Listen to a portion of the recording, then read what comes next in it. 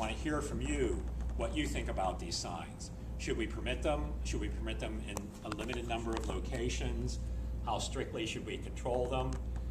We are not writing the regulations tonight. We do want your input.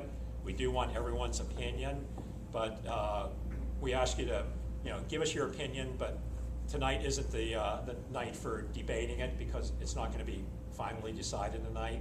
We want to take all the information back and let the consultants digest that, subsequently produce a draft. We will be coming back in approximately 6 to 8 weeks.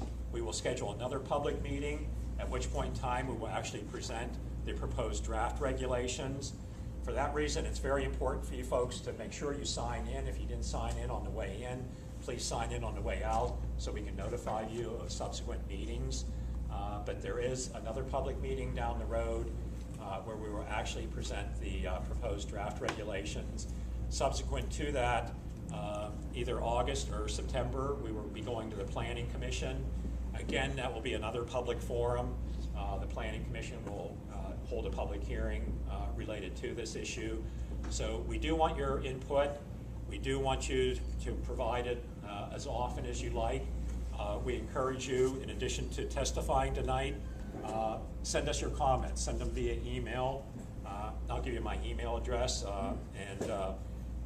We do want to get everyone's opinion on this issue, the users of the signs, as well as the communities and members of the communities in which those signs might be located. At this point, I'd like to turn the meeting over to the consultants. Chris Dirksen is going to show us some of the things he has found going on around the country. As you can imagine, this is an issue that many cities around the country are addressing, and they're addressing it in several different ways. So, Chris? Thanks, Dan. It's good to be here. I was just, as I was sitting there listening to Dan, I think I was at a meeting about 10 years ago when Dan was speaking. I helped draft the city's development code at the time on a consulting team. And it's delightful to be back here because your downtown is livelier than ever. The riverfront has improved dramatically since I worked here 10, 12 years ago. So we're very happy to be involved here. It's a great city, beautiful place. As Dan said, communities across the country are really grappling with this issue. Electronic signs are relatively new, and most development codes, zoning codes, which is how most communities regulate signs, just didn't deal with them. So Pittsburgh's in the same boat as a lot of other places. So we'll share with you what we find going on in some other communities where we've worked. We've drafted about 120 zoning codes in the last 15 years or so, and I guess that makes us pretty boring people. The old joke about what's a land use attorney? We're the guys who wanted to be bond attorneys but didn't have the personality for it. But we have fun curling up in Colorado with a good zoning code while our families are out skiing. When I talk about electronic signs, I just want to point out we're not just talking about electronic advertising sign, off-premise signs. These things come in a lot of different shapes and sizes. This is one that's on a convention center in another community because public facilities, large public facilities like to use them. This is actually one not in the United States, but there's an electronic billboard that's on a ship in a river in China. So we're probably going to have to think about regulating mobile electronic signs. And we're actually seeing a lot of these being used by churches and schools, and they're small little guys. And so that would be an on-premise sign. So we're not just simply focusing on the great big billboards and advertising signs. We've got to think about the implications for the community for these smaller signs and ones that you see perhaps even in your neighborhood. I'm going to keep this very informal tonight. If something's not clear, raise your hand. I would like to get through this and then discuss some. Again, as Dan said, we're focusing primarily in this project on electronic off-premise signs or billboards. You all know what a billboard looks like. It's an off-premise sign. It's called off-premise because it's advertising products or services that aren't on the site, aren't sold or on the site of the sign. And that's an important distinction. I'll tell you why in a little bit.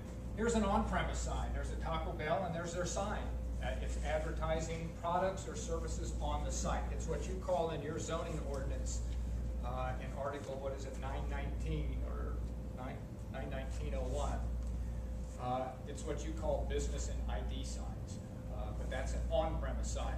So those are the two things we'll be talking about tonight.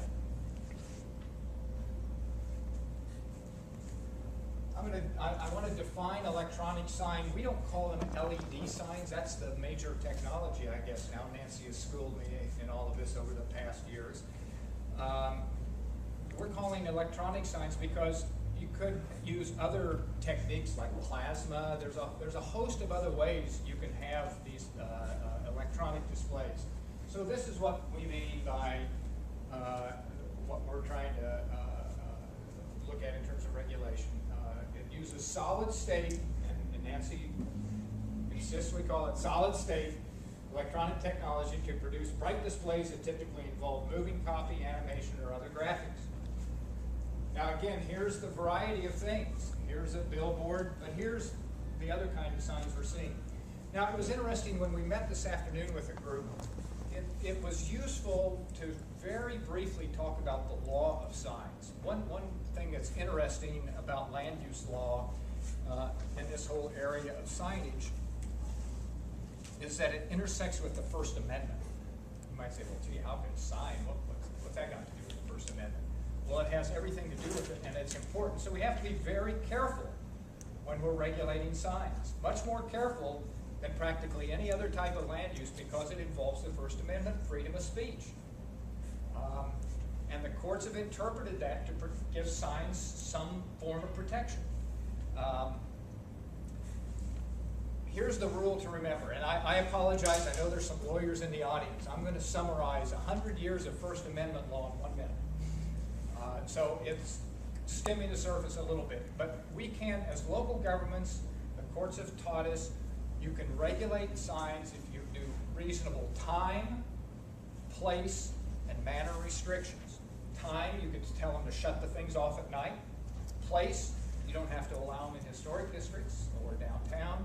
Or manner, how bright are they? You have to really avoid regulating the content. So if we would tell the billboard people, well, you can advertise certain types of products, but we don't like this guy down the street, we don't like his products, you can't advertise him. That would violate the First Amendment. It's content-based. A lot of jurisdictions run into trouble because they will allow doctors to have signs in a neighborhood, but they're really stupid. They don't allow lawyers who might actually challenge the thing. You literally see sign codes that will allow home occupations and lawyers to have signs, or doctors to have signs, but not other kind of professions. Content-based, probably illegal. So now, the other things the court have taught us, there's really 3 types of signs, and you can regulate some types more strictly than others. They still have to be reasonable time, place, and manners. In a case in the 1980s called Metro Media, the Supreme Court basically said you can regulate advertising signs, those off-premise advertising signs, pretty strictly.